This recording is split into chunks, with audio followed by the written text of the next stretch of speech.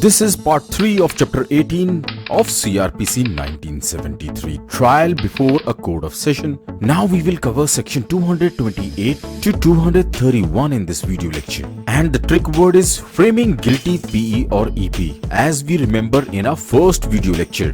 Do check that lecture.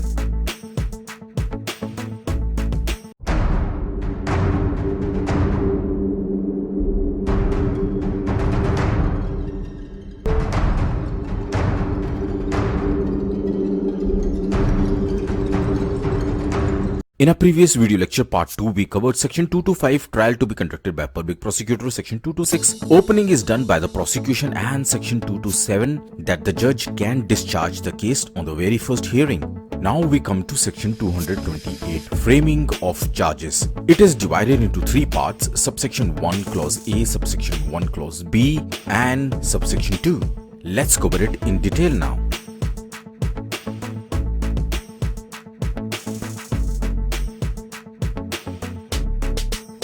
Section 228, Framing of Charge. Subsection 1 of section 228 says, if after such consideration and hearing as aforesaid, the judge is of opinion that there is ground for presuming that the accused has committed an offense. First thing first, it says that hearing will be done by the judge, and only after the hearing of the parties, the judge can form an opinion that the accused has committed an offense. Next, clause A of subsection 1 of section 228 says, if it is not exclusively triable by the court of session, he may frame a charge against the accused and by order transfer the case for trial to the CGM or any other judicial magistrate of first class. So clause A of subsection 1 of 228 informs us, if the case is not exclusively triable by the court of session, it is very obvious that court of session will transfer the case to the CGM court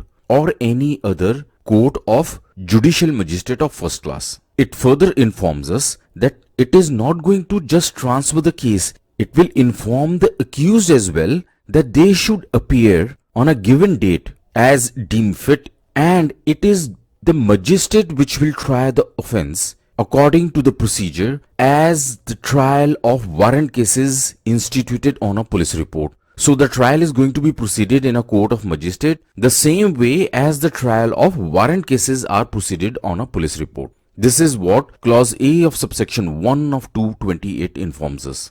See, every other classes you learn the same thing, that framing of the charge is done under section 228. But in J law classes you have to understand what clause A subsection 1 of 228 says, not just the section 228. This is what the difference gonna make when you try to crack judicial exam. Now the clause B of subsection 1 of 228 says, if the case is exclusively triable by the court over here means the court of session, he shall frame in writing a charge against the accused. So this is where the section informs us that the framing of the charge will be done. Next, subsection 2 of section 228 informs us where the judge frames any charge under clause B of subsection 1. We just covered. The charge shall be read and explained to the accused, and the accused shall be asked whether he pleads guilty of the offense charged or claimed to be tried. So here you can hit the bullseye. Subsection 2 informs us that the charge will be read and explained to the accused, and the accused will be asked to plead guilty or the case should be tried. I hope you enjoyed this explanation. Now let's cover one case. Sanghi Brothers Indore Private Limited versus Sanjay Chaudhary and others.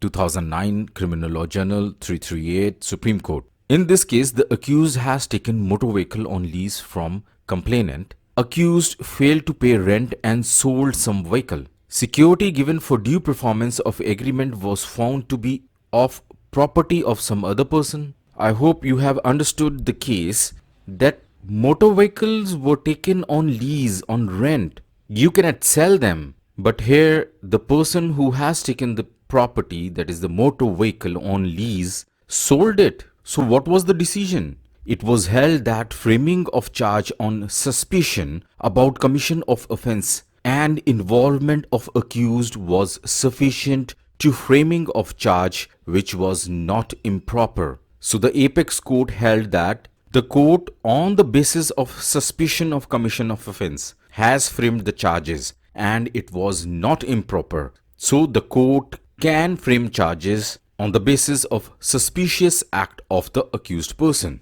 Let's take up another case. Sudhir versus State of Madhya Pradesh, 2001, Criminal Law Journal, 1072, Supreme Court. In a case of counter case, both were committed to the Court of Session. As both cases involve offences triable exclusively by Sessions Court. After hearing the preliminary arguments, the session judge felt that in one case, no offence triable exclusively by a court of session is involved, whereas in other case, a charge for offences including one triable exclusively by the court of session could be framed. So you understood the point. This is an example of case and counter case. Both the cases were assigned to a court of session. But when the preliminary argument started, the session judge felt that one of the case does not involve any offense which should be triable by the court of session only. But the other case has one offense which is triable by the court of session. Now you understood the point, right? Next, it was held that in such a situation, it is not necessary that the session court should transfer the former case to the Chief Judicial Magistrate for trial as envisaged in section 228 subsection 1 of the Criminal Procedure Code. A session judge has the power to try any offense under IPC. Now the apex court, that is the Supreme Court, held that the session judge should not refuse one of the cases just because it does not have the offense which is to be tried by the court of session only. The court of session should try both the cases. Now why this decision was taken? It was said that it is not necessary for the sessions court that offences should be one exclusively triable by the court of sessions. The employment of the word may at one place and the word shall at another place in the same subsection 1 clause A of section 228 unmistakably indicates that when an offense is not triable exclusively by sessions court, is not mandatory that he should order transfer of case to the CJM after framing a charge. So do not go into the technicality of the subsection 1A of the section 228, because it does not make a mandatory condition of the session court that they have to transfer it. It can try it on their own. This is what it is being explained by the Supreme Court. The apex court has further explained the practical reasons for adopting a procedure that such cross cases should be tried by the same court. These are: it steers off the danger of an accused being convicted before his whole case is before the court. It deters conflicting judgments being delivered upon similar facts, and in reality the case and counter case are to all intents and purposes different and conflicting versions of one incident. So the decision of the Supreme Court is appreciable, that it should be tried by the same court of session. It should not be tried in different courts because the different versions might come out. I hope you will find this judgment interesting. Now let's cover the case of diluting or dropping charges. In R.S. Mishra versus State of Odisha and others, 2011, 2 Criminal Law Journal, 1654, Supreme Court. In this case, charge sheet was framed by the police against the accused under section 300 and 304 of IPC, and it was supported by evidence of injured witnesses and medical evidence. So I hope you understood this point, that the charge sheet was framed by the police. The charges were framed under section 300 and 304 of IPC, and the witnesses were some injured witnesses and medical evidence as well. Now what happened in this case, that the order was given by magistrate for dropping the charge of murder. Now this order was challenged in the Supreme Court, and it was held that mere statement in the order that there was no sufficient material for framing of charge is a bad statement and shows non-application of mind by magistrate and raised doubt about bona fide of magistrate. So Supreme Court was not happy. It turned it down, that mere statement that no sufficient material is there to frame the charges should not be there. The magistrate has to mention more on it because a murder is a serious offense. After covering section 228, framing of charges, now we come to section 229, conviction on plea of guilty. Let's cover this in detail now. Section 229, conviction on plea of guilty.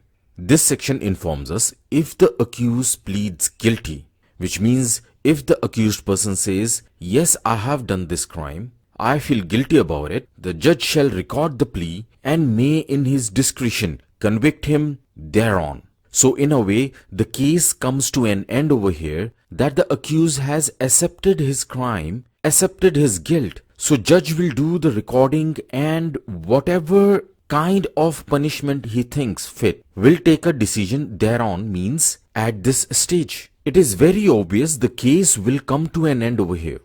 Let's check one important case related to section 229.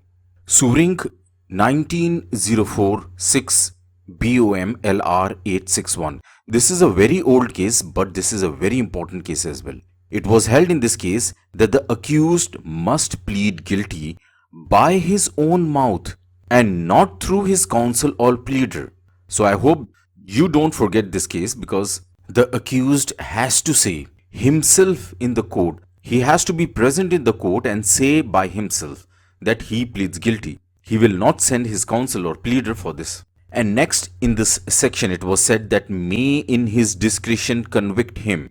Now when the accused pleads guilty, the court has the discretion either to convict him or to proceed with the trial. This is one important fact. If a person has pleaded guilty, that does not mean the court has to convict him. The magistrate has the option, the judge has the option to proceed with the trial even if the accused person pleads guilty. Now what if a person are jointly tried together? Some might plead guilty and others might not. So in this case also, the judge has the discretion to decide whether to convict them all or to proceed with the trial.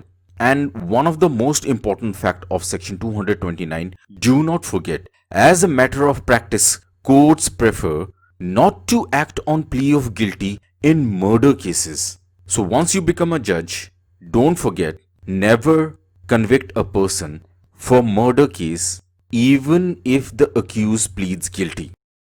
So if a person on framing of charges under section 228 does not accept his guilt under section 229, then under section 230, court will fix the date for prosecution of evidence. Let's cover this in detail now. Section 230, date for prosecution evidence. If the accused refuses to plead guilty or does not plead or claim to be tried or is not convicted under section 229, in all such cases, the judge shall fix a date for examination of witnesses. This is very obvious that the case is going to begin now. It further says, and may on the application of the prosecution issue any process for compelling the attendance of any witnesses or the production of any document or other thing. They are also considered to be as evidence for prosecution. So if a person on framing of charges under section 228 does not accept his guilt under section 229, then under section 230, court will fix the date for prosecution of evidence. And after fixing such date, under section 231, evidence for prosecution shall be started. Let's cover this section in detail now. Section 231, evidence for prosecution. Subsection 1 of section 231 says, on the date so fixed, the judge shall proceed to take all such evidence as may be produced in support of the prosecution. Remember, the judge has fixed the date for evidence in section 230. This is an easy chapter, but you need to remember all the sections. Subsection 2 of section 231 says the judge may in his discretion. Discretion means he has the power to take a decision on his own. So the judge may in his discretion permit the cross-examination of any witnesses to be deferred until any other witness or witnesses have been examined. So he will defer the cross-examination Deferred means postpone the cross-examination until other witness or witnesses has been examined. And it further says, or recall any witnesses for further cross-examination. So in a way, the court proceeding has started, the examination of witnesses has been started, and the judge may recall further witnesses for cross-examination under subsection 2 of section 231. I hope you will remember this subsection now. Let's take a break. Before we cover other sections, remember my request. Respect elders, love kids, make this place a better place to live. 2, 5.